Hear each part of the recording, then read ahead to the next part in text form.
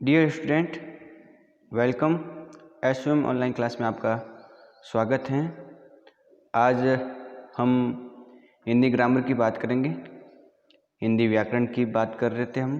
पिछले वीडियो में भी हमने हिंदी व्याकरण की बात की थी और आज हम पढ़ेंगे संज्ञा। क्या पढ़ेंगे? संज्ञा किसे कहते हैं, संज्ञा की परिभाषा और इसके बारे में पढ़ेंगे। पहले आपको क्या करना है, जो दिखाई दे रहा है आपको ध्यान से समझना है इसको, और समझने के बाद में जब मैं बताऊं तब आपको ये लिखना भी है अपनी कॉपी में, कार्य भी करना है सुंदर राइटिंग में व्यवस्थित रूप से। जब भी आपकी स्कूल खुलेगी तब आपका होमवर्क चेक होगा, तो उस समय आपका ये होमवर्क अपनी कॉपी में होना चाहिए। ठीक है, तो पहले आपको ये परिभाषाएं समझनी है, उसके बाद में लिखनी है। तो ध्यान देंगे परिभाषा पर, लाइनों पर। देखो, संज्ञा संज्ञा किसे कहते हैं और संज्ञा कितने प्रकार की होती हैं इसकी बात करेंगे, तो ज़रूर ध्यान दें। लिखा है, किसी व्यक्ति, वस्तु, स्थान अथवा भाव का बोध कराने वाले शब्दों को संज्ञा कहते हैं। ऐसे कोई भी शब्द हो सकते हैं जिससे आपको किसी व्यक्ति का नाम के बारे में पता लग जाए, कि किसी वस्तु का नाम के बारे में पता लगे कि ये वस्तु है उसके शब्द से, या किसी स्थान के बारे में पता लगे, या किसी के अंदर कोई भाव, उस भाव के बारे में पता लगे, तो आप कह सकते हो कि वो जो शब्द हैं वो सब क्या हैं? संज्ञा। वो सब क्या है? संज्ञा है।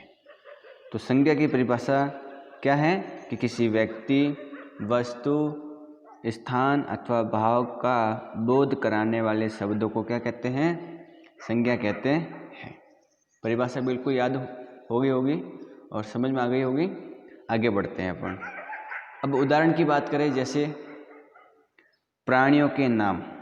अगर किसी प्राणियों के नाम में, जितने भी प्राणी हैं, पशु हैं, पक्षी हैं, मानव हैं, जो भी जीव जंतु, उनके जो नाम है वो भी सब क्या है? संज्ञा है। क्या है? संज्ञा।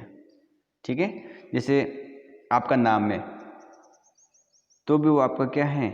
एक संज्ञा है। ठीक है, तो आपका नाम है, किसी का नाम है, तो सब क्या है? संज्ञा है। जैसे नेहा, आयुष, ओजस्व, अंशु, गाय, भैंस, कुत्ता, शेर, ये सब ऐसे किसी न किसी के नाम है, किसी प्रजाति के, किसी जाति का। लेकिन ये जो शब्द हैं सारे क्या हैं? संज्ञा हैं। तो संज्ञा की परिभाषा आपको पता लग गई। जैसे अगर हम उदाहरण की बात करें तो लिखा है, स्थानों के नाम। किसी स्थान का भी नाम है तो वो संज्ञा में आएगा। जैसे लिखा है, दिल्ली, बनारस, इलाहाबाद, पटना, अमेरिका, चीन, जापान, जयपुर, मथुरा, ये सब स्थान के नाम है। ये किसी जगह कोई न कोई स्थान तो है ही है। किसी प्रदेश का नाम हो, किसी बड़े भूभाग का नाम हो, किसी देश का नाम हो, किसी की राजधानी का नाम हो, तो ये सब क्या है? संज्ञा है। सब क्या है? ये संज्ञा है। फिर लिखा है, वस्तुओं के नाम। किसी वस्तु का नाम है, चीज़ का, आपके पास में बैग, कॉपी, किताब जो भी है, आप मोबाइल में देख रहे हो तो मोबाइल भी एक वस्तु है। आप जिस कॉपी में लिख रहे हो वो कॉपी भी क्या है? वस्तु हैं। तो सब क्या है? संज्ञा है। टीवी है, जैसे कुर्सी है, पुस्तक है, मोबाइल है, फ्रिज है, आदि सब क्या है? संज्ञा है। ठीक है, तो प्राणियों के नाम हो गए, स्थानों के नाम हो गए, व्यक्तियों के नाम हो गए, स्थानों के नाम हो गए। किसी का कोई भाव है, विशेषता है, गुणवत्ता है। ठीक है, तो वो भाव जो हमको दिखाई देता है, हम बाहर से देखते भी हैं, अंदर वाले भी भाव होते हैं, तो वो भी क्या है? संज्ञा है। जैसे सुंदरता, ठीक है,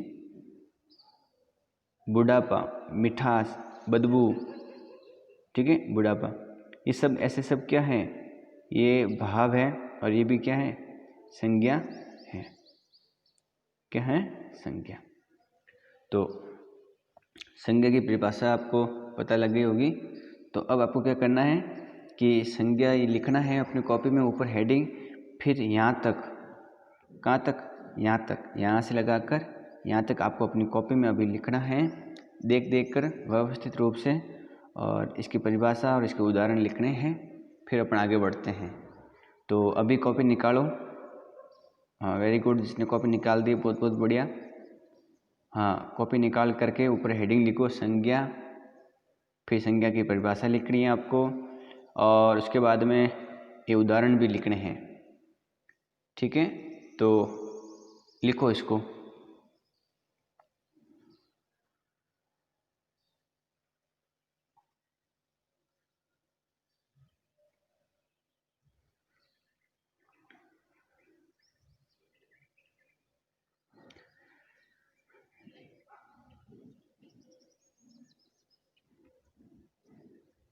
वीडियो को बीच में रोक करके आप आराम से लिख सकते हो। अब अपन आगे बढ़ते हैं। अगर जिसने नहीं लिखा है वो क्या करेगा, वीडियो को बीच में पॉज करेगा और फिर लिखेगा, फिर उसको वापस रिज्यूम कर देना है, आगे चलेगा। ठीक है, वापस चालू कर देना। तो अपन आगे बढ़ते हैं। अब जो अपना टॉपिक है संज्ञा के भेद। संज्ञा के भेद पढ़ने हैं कि संज्ञा कितने प्रकार की होती हैं, वो अपन पढ़ेंगे। तो ध्यान देंगे। संज्ञा के भेद। संज्ञा के निम्नलिखित 3 भेद होते हैं। कितने भेद होते हैं भाई? 3। संज्ञा की जो मुख्य प्रकार है वो कितने हैं? 3 प्रकार है। कितने प्रकार की मुख्य रूप से संज्ञा? 3 प्रकार की हैं। कौन कौन सी हैं? व्यक्तिवाचक संज्ञा, जातिवाचक संज्ञा और भाववाचक संज्ञा। एक मैंने नाम बताया, व्यक्तिवाचक संज्ञा, जातिवाचक संज्ञा और भाववाचक संज्ञा। तो संज्ञा किसे कहते हैं? किसी व्यक्ति, वस्तु, स्थान अथवा भाव का बोध कराने वाले शब्दों को क्या कहते हैं? संज्ञा कहते हैं। संज्ञा कितने प्रकार की होती हैं? 3 प्रकार की होती हैं, व्यक्तिवाचक, जातिवाचक और भाववाचक। ठीक है, बात समझ में आ गई? तो आपको कॉपी में ये भी लिखना है। इससे पहले अपन को व्यक्तिवाचक के बारे में पढ़ना है, उसके बाद आप ये लिखेंगे। अब देखो व्यक्तिवाचक के बारे में कि व्यक्तिवाचक संज्ञा किस प्रकार की होती हैं, उसकी परिभाषा आप ध्यान से देखेंगे। लिखा है व्यक्तिवाचक संज्ञा, जो संज्ञा शब्द किसी विशेष व्यक्ति, वस्तु, स्थान या प्राणी का बोध कराते हैं, वे व्यक्तिवाचक संज्ञा कहलाते हैं। तो ऐसे कोई संज्ञा शब्द जो किसी व्यक्ति के बारे में बताते हैं कि भी व्यक्ति का नाम ये है, ठीक है, या उस वस्तु का नाम के बारे में बताते हैं कि उस वस्तु का नाम ये है, या किसी स्थान के बारे में बताते हैं कि भी स्थान का नाम ये है, या किसी प्राणी का बोध करवाते हैं, तो वे जो शब्द हैं, वे जो संज्ञा शब्द हैं, वो कौन से संज्ञा शब्द होंगे? व्यक्तिवाचक होंगे। मतलब ये हुआ कि किसी का नाम बताएं, प्राणी का हो, स्थान का हो, वस्तु का हो, ठीक है, तो ये सब क्या है? व्यक्तिवाचक संज्ञा होगी। अगर जब हम उदाहरण की बात करें तो लिखा है जैसे रजनीश, किसी के लड़के का नाम है भाई, तो ये क्या है? व्यक्तिवाचक है। लखनऊ किसी स्थान का नाम है, गंगा किसी नदी का नाम है, हिमालय किसी पर्वत का नाम है, काम्यानी, ठीक है, वो भी किसी का नाम है, पूर्व दिशा, ठीक है, तो पूर्व दिशा भी दिशा का नाम है, ठीक है, और दीपावली किसी त्योहार का नाम है। तो ये ऐसे शब्द हैं जिसे अपन को किसी वस्तु का, व्यक्ति का, स्थान या प्राणी का पता लग जाता है। उन शब्दों से हम वो शब्द कह सकते हैं कि वो व्यक्तिवाचक संज्ञा शब्द हैं। तो अब अपने कॉपी में क्या करना है? आपने परिभाषा तो लिख ली होगी, अब लिखना है संज्ञा के भेद। संज्ञा के 3 भेद होते हैं, 1, 2, 3, तीनों का नाम लिखना है लाइन से, ऐसे कैसे। उसके बाद हेडिंग लिखनी है आपको व्यक्तिवाचक संज्ञा, और व्यक्तिवाचक संज्ञा के बाद में लिखना है कि जो संज्ञा शब्द किसी विशेष व्यक्ति, वस्तु, स्थान या प्राणी का बोध कराते हैं, वे व्यक्तिवाचक संज्ञा कहलाते हैं। और यहाँ तक आपको वैसे का वैसा उतारना है, सुंदर सुंदर राइटिंग के अंदर देख देख करके, और उतारो अभी का अभी उतारना आपको।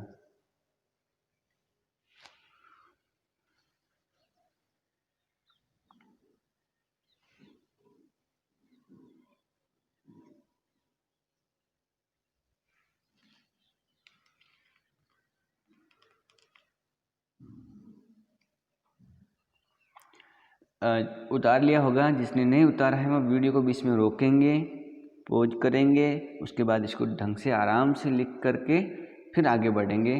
तो जिसने लिख लिया बहुत बढ़िया, नहीं लिखा है तो वीडियो को रोक करके लिख ले। हम अब आगे बढ़ते हैं। तो हमने व्यक्तिवाचक संज्ञा तो पढ़ ली है, अब पढ़नी है जातिवाचक संज्ञा क्या होती है। ठीक है, उसकी परिभाषा आपको समझनी है।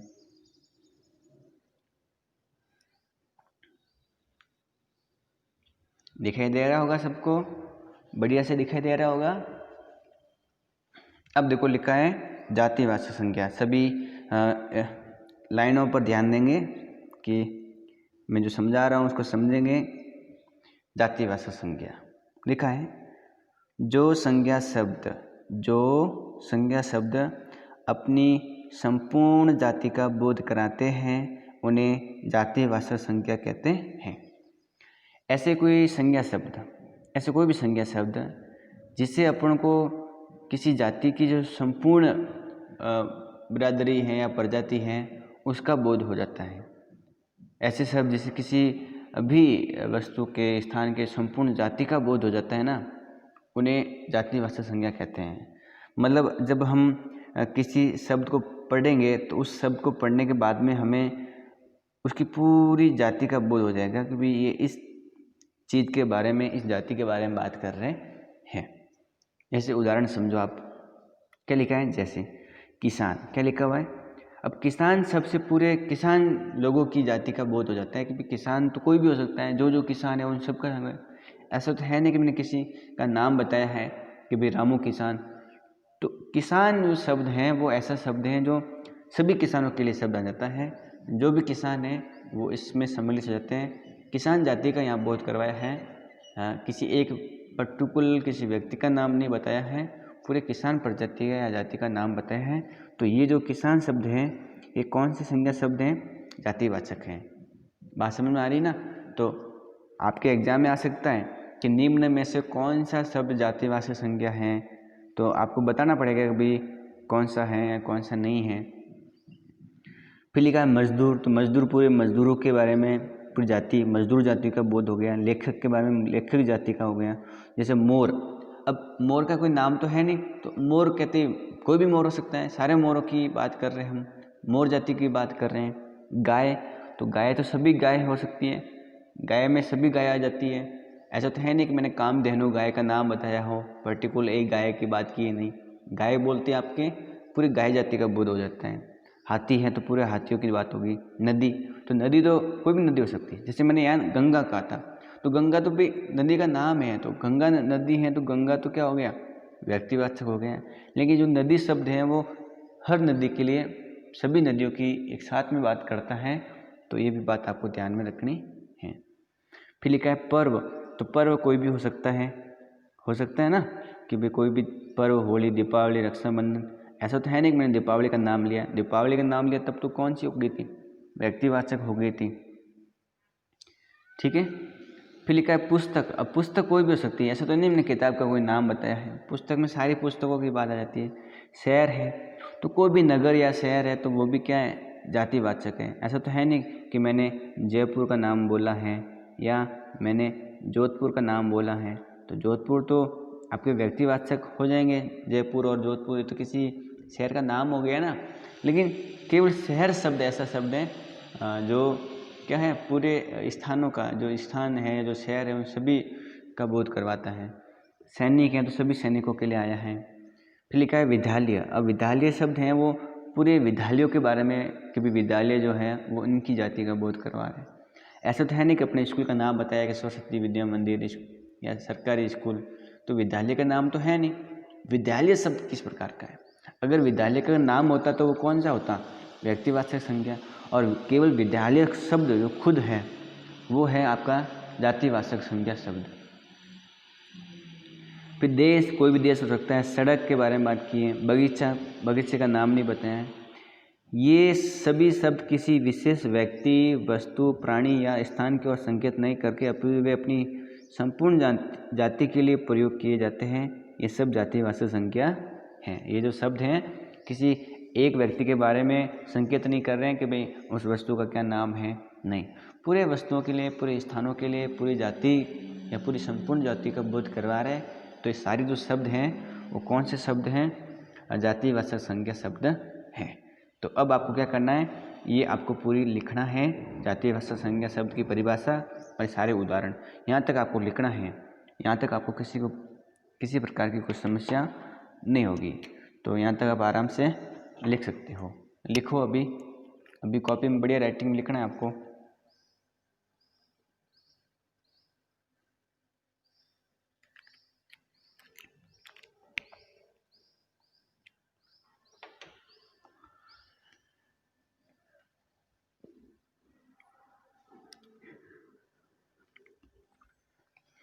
लिख लिया होगा, नहीं लिखा है तो वीडियो को बीच में पॉज करके आराम से लिखो, उसके बाद अपन आगे बढ़ते हैं। तो वीडियो को यहीं रोक करके लिख लो, मैं आगे बढ़ता हूँ। तो 1 नंबर पढ़ी हमने व्यक्तिवाचक, 2 नंबर क्या पढ़ी? जातिवाचक, 3 नंबर की कौन सी है? भाववाचक। तो भाववाचक के बारे में पढ़ेंगे हम।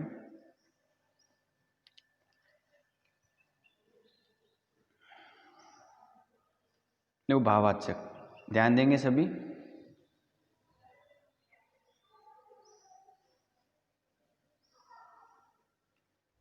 लिखा है भाववाचक संज्ञा, जो संज्ञा शब्द किसी वस्तु या व्यक्ति के गुण, दोष, भाव, दशा, व्यापार या मन के भावों का बोध कराए उसे भाववाचक संज्ञा कहते हैं।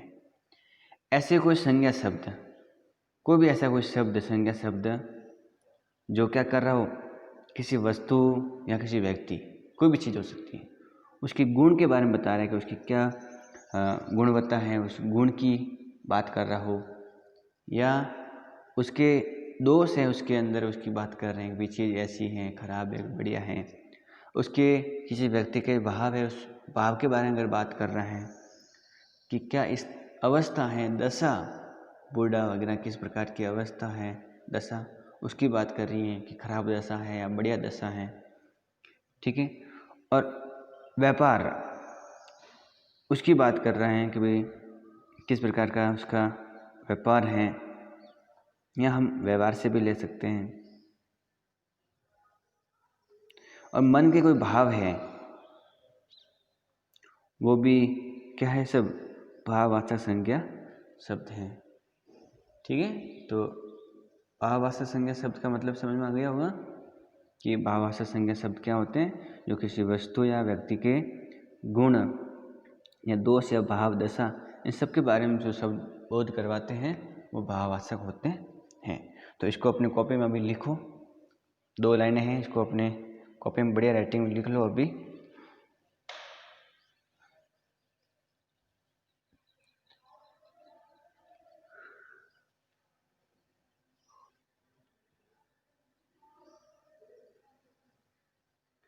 लिख लिया होगा, नहीं लिखा है तो वीडियो को बीच में पॉज करके आराम से लिख लो। तो लिख लिया होगा। जैसे अब उदाहरण लिखना है आपको, तो पहले समझेंगे। लिखा है कि मानवता। अब मानवता क्या है भाई? किसी का भाव है कि इसकी मानवता है, इसके अंतर्गत अपन बोलते हैं इसमें इंसानियत है, इसमें मानवता है। ठीक है। तो मानवता हो गया। फिर मित्रता, प्यास, ठीक है, दया, अहिंसा, बुढ़ापा, मिठास, गर्मी, सर्दी, सुख, दुख, यौवन मतलब युवा, बचपन आदि, ये सब क्या है? भाव है। इनका कोई भी फिक्स आकार तो होता है नहीं कि भाई ये वस्तु है, स्थान है, बस ये ऐसे भाव है किसी के अंदर कि भाई मानवता होती है, किसी में मित्रता का भाव होता है। किसी को प्यास लगी है तो कोई दिखे थोड़ा देती है, रूप थोड़ा होता है कि प्यास इतनी ऐसी इसकी आकार है, कोई आकार नहीं होता। ठीक है। कोई दयावान है, तो इस प्रकार के सारे जो भाव होते हैं वो इसके अंतर्गत आते हैं। लिखा है कि इनका कोई मूर्त रूप या आकार नहीं होता है। मूर्त रूप यानी इसका कोई फिक्स आकार नहीं होता है कि मानवता का इतना आकार है, कोई आकार नहीं होता है। इन्हें केवल अनुभव किया जा सकता है। मानवता किसी में होती है तो उसका मानवता अनुभव किया जा सकती है। प्यास है तो प्यास, दया, ये सब अनुभव किए जाते हैं, इनका कोई फिक्स रूप नहीं होता। ठीक है। ये सभी भाववाचक संज्ञाएं हैं। कौन सी संज्ञा है? सब क्या हैं? भाववाचक संज्ञाएं हैं। तो आपको यहाँ तक लिखना है।